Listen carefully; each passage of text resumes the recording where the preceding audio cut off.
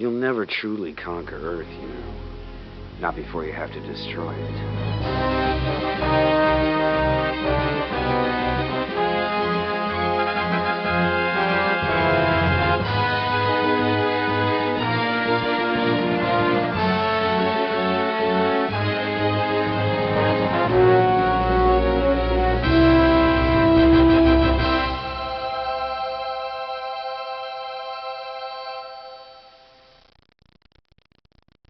And 7 grips. Just to set one eye level and Virgil Hopper 6.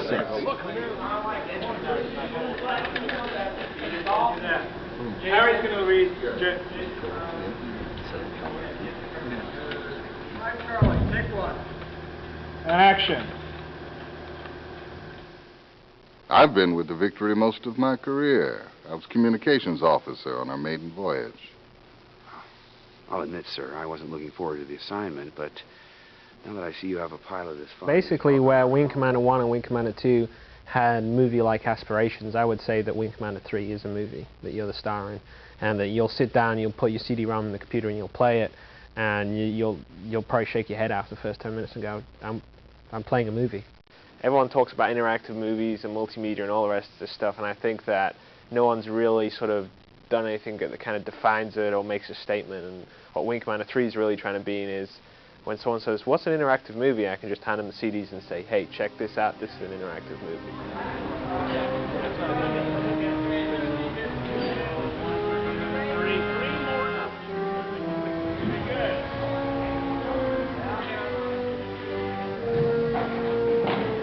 Meeting with Chris Roberts was very positive for me because he is Wing Commander. He created the game. He's going to be directing, and the way he explained it to me fascinated me even more. It's exciting feeling like you're on the ground level of something that is new, and to me it suggests so many different possibilities. So impressed with the people that are performing in this, from Malcolm McDowell to John Rhys Davies, and Tom Wilson, certainly one of the most instinctively funny actors I've ever worked with. I mean, nothing that comes out of his mouth is not hysterically funny. So my acting challenge there is to keep a straight face while I'm doing a scene with him. Well, one way or another, we'll find out what Flash is made of. I guarantee you that.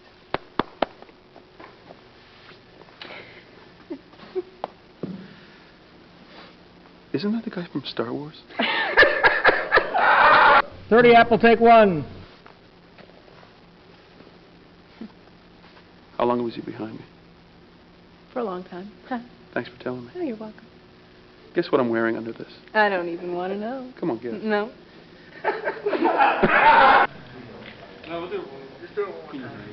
You poisoned Tolwyn against me from the start, and he's had it out for me ever since. I got news for you. Tolwyn had nothing to do with your lack of promotion. Your flying style took care of that for you. Tolwyn doesn't even know you're alive. Oh, that's what you think. Everybody knows about the maniac. Everybody. How many people here know about the maniac, huh? Oh, it's a mirror. How many people here know about the maniac, huh? Anybody at all? Don't jump up all at once or anything, everybody. How many people here know about the maniac? I do. Tom, yeah, you're ruining my movie, man. There I was at the counter at Schwab's drugstore in Hollywood, much like Lana Turner was years gone by. And Chris Roberts comes up and says, hey, how about being in an interactive CD-ROM computer sort of entertainment-styled game film experience? My first reaction, of course, was to say, what?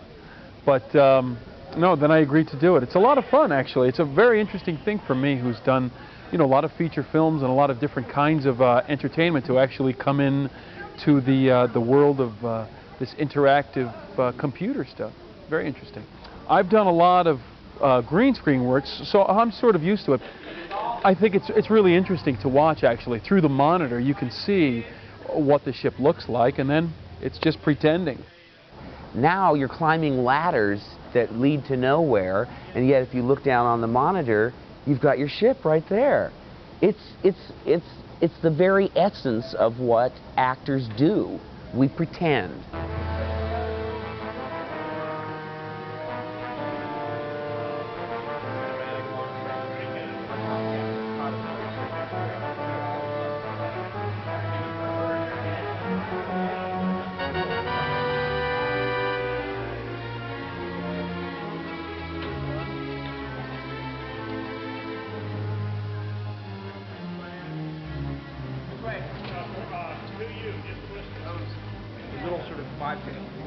It's amazing to see the final result and to be able to see it so quickly as well. You know, I'm imagining myself out there with just a green screen, and then I go in and look at the footage, and everything is there, and it's just unbelievable. I was very attracted to the character.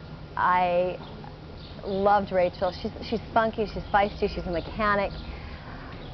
I wasn't quite sure what to expect, and it's been a pleasant surprise.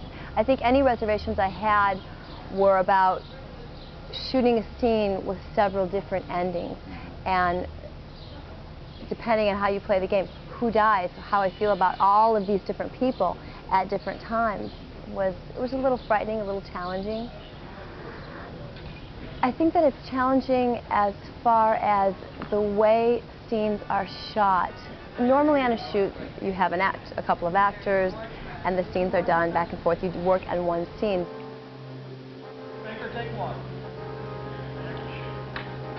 This is shot primarily from one angle, and all of the different scenes consecutively, and then you turn around and shoot the other way. So at times, I've been a little confused as to which scene I'm shooting.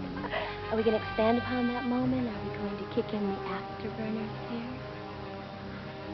Oh, I must be out of my mind. I grew up with nothing but violets. Deep down, you're all creeps.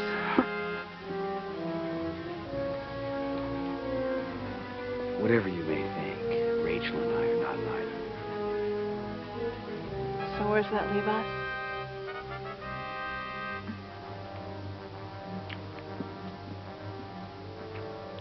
Pilots rather crash and burn than make a commitment.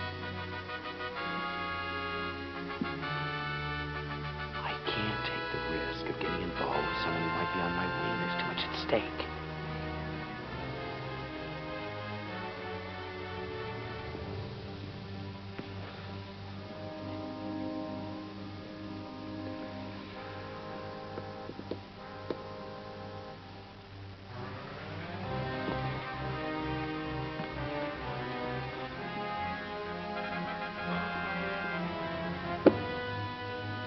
.153 Frank, take 3. Are you starting from the middle again? No, we're starting from the end. No, we're starting from the beginning, aren't we? Well, pick one. Hey, it's an interactive decision-making process. I hate when we shoot like 25 scenes on the right side, and then we go back and we shoot the same 25 scenes with my close-up or whatever. I mean, that's really difficult, because generally you learn to sort of get into one idea, and then you film all that, and then you're done, and then you go on to the next thing. But you might have a love scene, a scene where you kill someone, a scene where you're angry, a scene where you're happy, all in like very rapid succession. So that's, yeah, it's super challenging. It's like mind-boggling. All our shields are down. We can't stop them. They're not taking my ship. Sir, what are you doing? Sir, we're heading right into their fleet. What are you doing? We'll take as many of them with us as we can. Make your peace. All forms of acting are basically the same, but they all have a different approach. And the approach that you have here is that you have to be more flexible, because you're going to play two different things. So you can't be as staunch one way and then not be able to recover from that, and have to do the same thing on the same day. If you were doing it a different day, it's another story. But one moment when you're playing one thing this way, and then you come back and you play it another way, you just have to be very flexible, and you have to do your homework. So they're not all like that.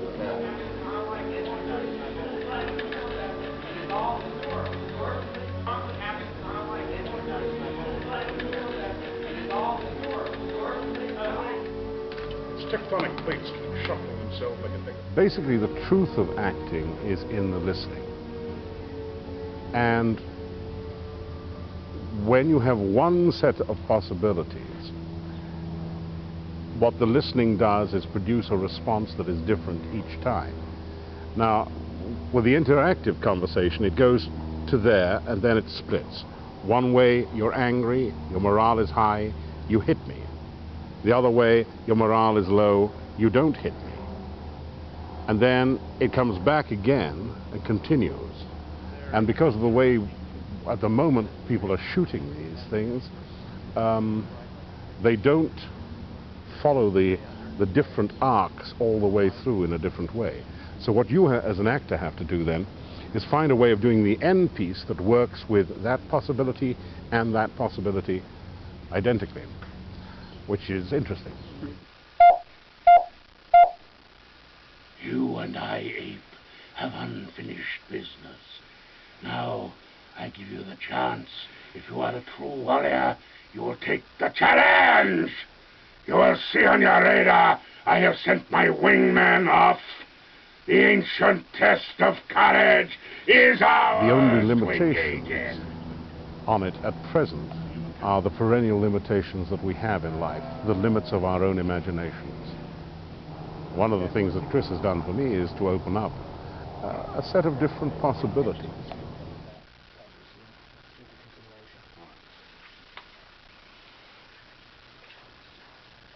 A puny contingent of their soldiers has been captured here on Kilra. This incursion was an act of desperation. The hairless apes now flail about knowing that they are beaten. They have failed their race utterly. There will be no interrogation. Do what you will with them. It's basically when we were going to do the Karathi, obviously they're huge, fierce, cat-like alien creatures, and so it's not going to be very easy to portray simply. So we went out to a big Hollywood special effects house who had a lot of experience doing this, and asked them to build us the Karathi with fully animatronic heads, which they have like all these remote control servos that control the mouth and the eyes, and then we had a computer system called Show Control that remembered the puppeteer programs in all the mouth movements and fine-tunes it, and then it remembers it all, and then it can just play it back on cue every single take.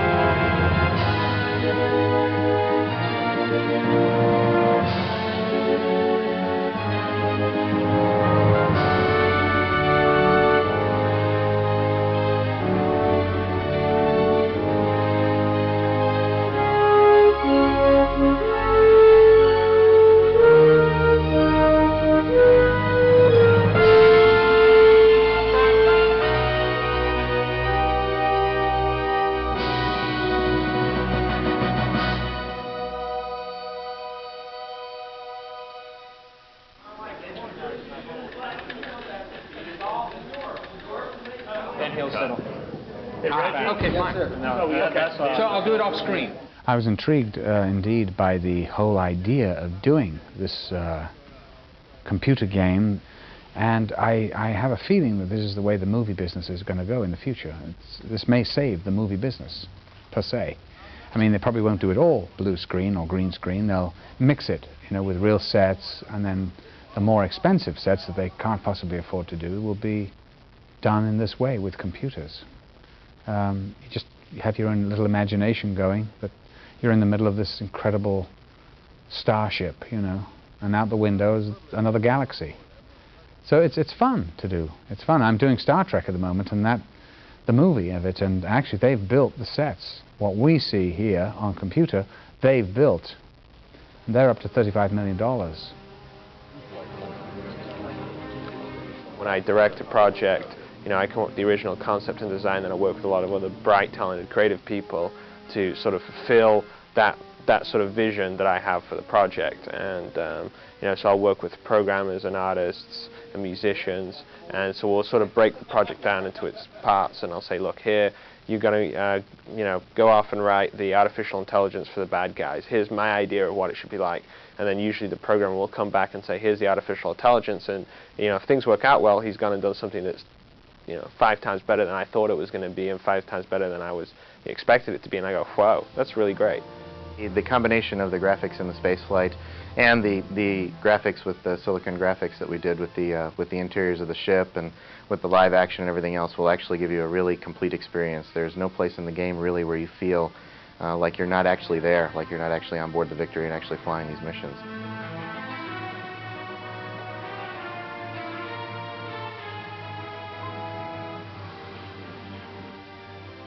Technologically, it's definitely a groundbreaker. I mean, just you know, the step into the Super VGA graphics. It's, you know, I mean, even to us developing it, it's impressive. You know, and it's actually a lot of fun for us to go into the game and play it. You know, so that with the 3D technology, it's really taking leaps and bounds, you know, as to what we've been able to do in the past. I think one of the most important things is that the people developing the game are big game players themselves, and so, you know, we take that enjoyment into mind when we're developing the software, and, you know, and try to think, you know, what's the user going to want, you know, what are they going to want to be able to do. So I think that's an important thing. You look in Flanders.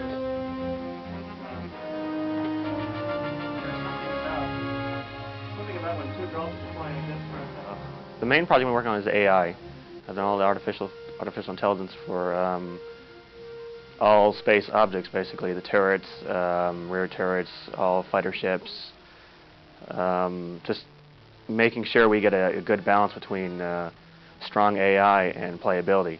I mean, my initial reaction was to try and do really good AI where you just couldn't hit it, and it quickly turned out that that wasn't much fun. It was difficult to try and get accurate AI and not look like it was computer-controlled AI. We tried very much to get some sort of personality in there. Right now, there's about 8 different personalities that we based AI on. We try to make it feel like you're playing against people, and more so than actually computer-controlled AI.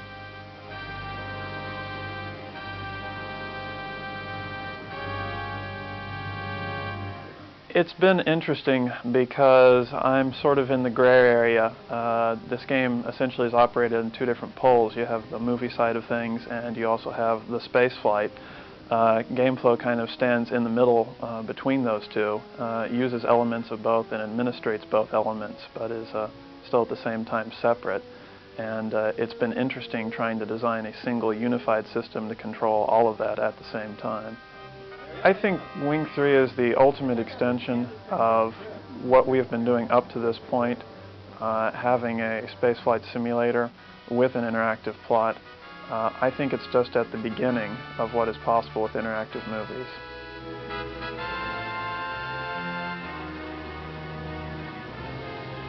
It was a lot more grueling, I guess. In retrospect, you know, I feel like we've accomplished an amazing amount. I mean, this one game has more artwork in it probably than all the other Wing Commanders and Special Operations Disc and all that stuff all, you know, combined.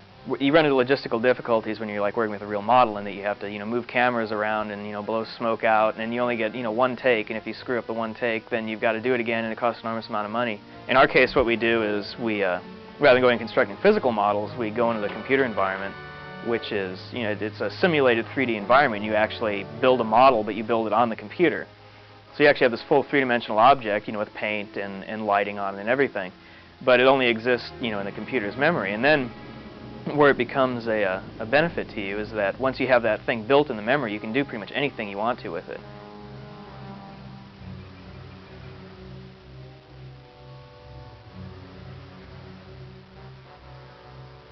Yeah, it's the biggest game in the industry ever so far. But it's, you know, it's always great at Origin to be able to work on the biggest games, you know, and that's exactly what this is right now. It really is like you're watching a piece of video from a movie.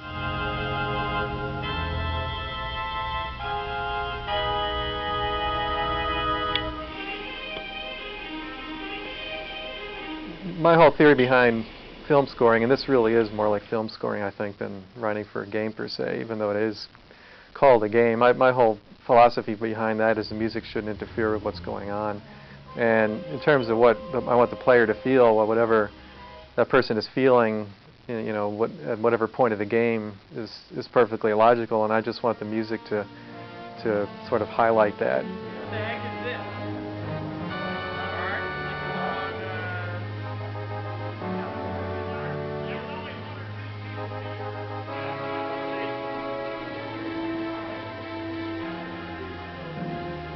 Yeah, I know that everyone out there wants to do this. I'm not sure whether they know how to do it right, just like we probably don't know how to do movies right. So I think the best answer is they want to do it, and if we want to do their stuff, it's kind of we meet in the middle and we sort of share each other's talent and knowledge. So, you know, I think it's best if both parties share each other's knowledge, and I think then you'll get some, you know, truly awesome products.